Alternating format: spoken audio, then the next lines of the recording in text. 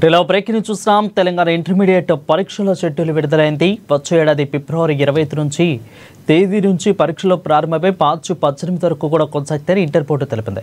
ఇక ఫిబ్రవరి 2వ తేదీ నుంచి కూడా ఇంటర్ ప్రాక్టికల్ పరీక్షలు ప్రారంభమవుతాయని, ఈ పరీక్షలు ఫిబ్రవరి 21వ తేదీ నాటికి పూర్తవుతాయని తెలిపింది.